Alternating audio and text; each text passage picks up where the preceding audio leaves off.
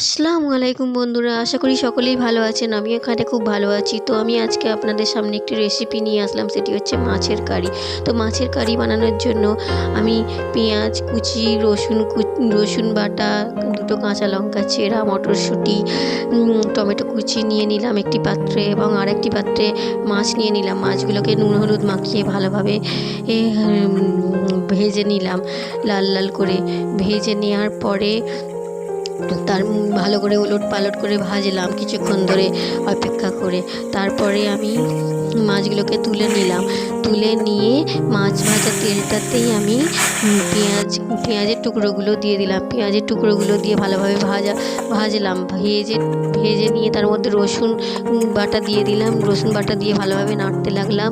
এবারে তার মধ্যে দুটো কাঁচা লঙ্কা চেরা দিয়ে দিলাম, দিয়ে ভালোভাবে নাড়তে লাগলাম। তারপরে দিলাম টমেটো কুচিগুলোকেও ভালোভাবে নাড়তে লাগলাম। নেড়ে চেড়ে তার মধ্যে এবারে নুন দিলাম, হলুদ গুঁড়ো দিলাম, লঙ্কা গুঁড়ো দিলাম, ধনে জিরে গুঁড়ো দিলাম। দিয়ে ভালোভাবে কষতে লাগলাম। কষে নিয়ে ভালোভাবে একটুখানি জল দিয়ে দিলাম। জল দিয়ে ভালোভাবে আবার নাড়তে লাগলাম। নেড়ে চেড়ে তার মধ্যে মটরশুঁটিগুলো দিয়ে দিলাম। দিয়ে আবার ভালোভাবে নাড়তে লাগলাম। নেড়ে তার মধ্যে জল দিলাম। জল দিয়ে কিছুক্ষণ ফুটতে দিলাম।